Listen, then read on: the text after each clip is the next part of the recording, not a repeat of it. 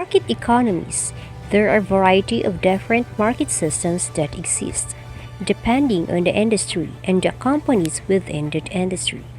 It is important for small business owners to understand what type of market system they are operating in when making pricing and production decision or when determining whether to enter or leave a particular industry.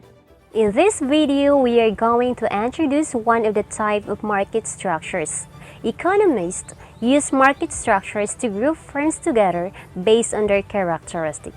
So to begin, we need to define more clearly what is meant by market structure. So market structure, it is the selling environment that a firm is experiencing. The selling environment that makes up the market structure is made up of different characteristics.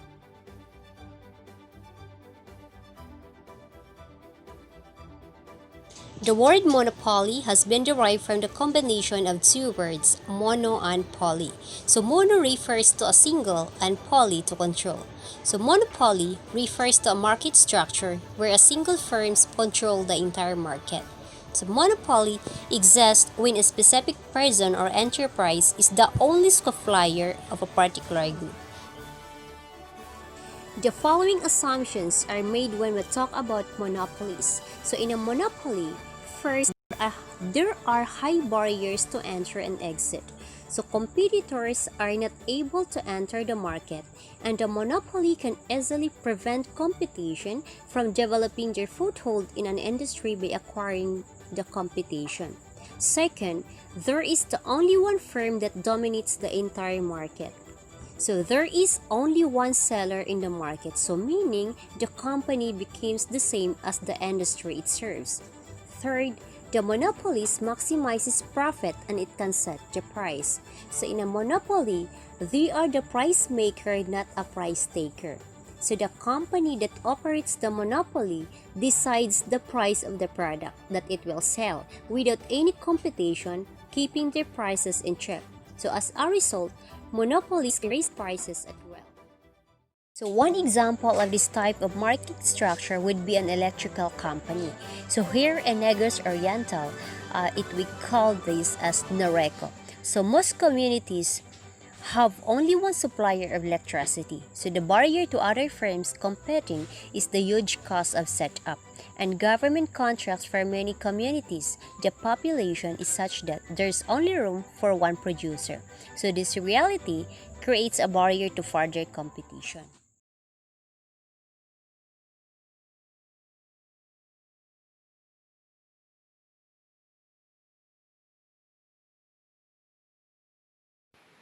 The sources of monopoly power.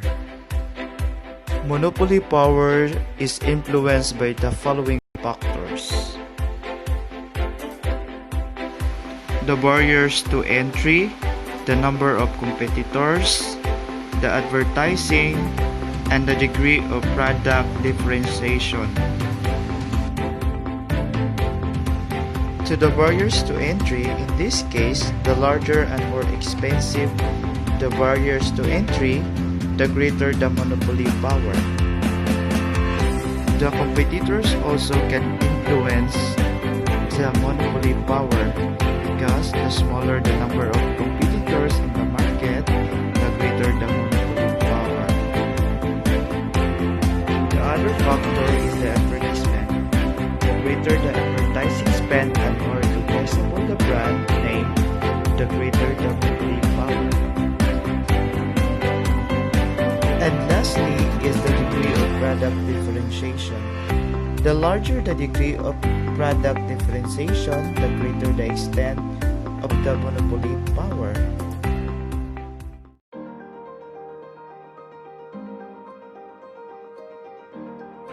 Monopoly is a market structure characterized by a single seller selling a unique product in the market.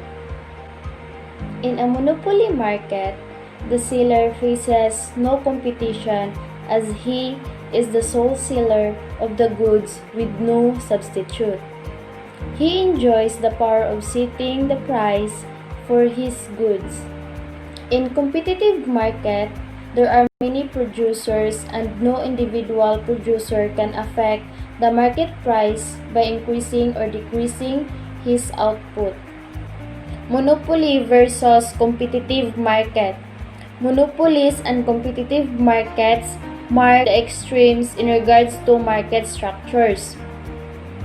There are a few similarities between the two, including the cost functions are the same, both minimize cost and maximize profit, the shutdown decisions are the same, and both are assumed to have perfectly competitive market factors. However, there are noticeable differences between the two market structures, including marginal revenue and price, product differentiation, number of competitors, barriers of entry, elasticity of demand, excess profits, profit maximization, and the supply curve. The most significant distinction is that a monopoly has a downward sloping demand instead of perceived, perfectly elastic curve of the perfectly competitive market.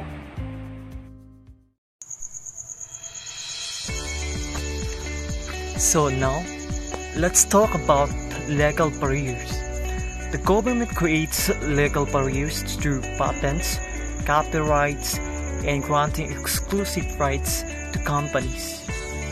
In some cases, the government will grant a person or firm exclusive rights to produce a good or service, enabling them to monopolize the market for this good or service. Intellectual property rights, including copyrights and patents, are important examples of legal barriers that give rise to monopolies. Let's talk about copyright. Copyright gives the creator of an original creative work, such as a book, song, or film, exclusive rights to it, usually for a limited time, with intentions of enabling the creator to be compensated for his or her work. So next, we will talk about the patent. A patent is a limited property right the government gives inventors in exchange for their agreement to share the details of their invention with the public. The patent provides incentives to invent in the first place, to disclose the invention once it is made, to make the necessary investments in the research and development, production, and bringing the invention to market, to not innovate by designing around or improving upon earlier patents. So the last, we talk about government-granted monopoly. It is also possible that there is a monopoly because the government has granted a single company exclusive or special rights. Let's say example is the Digital Millennium Copyright Act. The proprietary macrovision copy prevention technology is required for analog video recorders, though other forms of copy prevention aren't prohibited. Requiring macrovision effectively gives it a monopoly and prevents more effective copy prevention methods from being developed.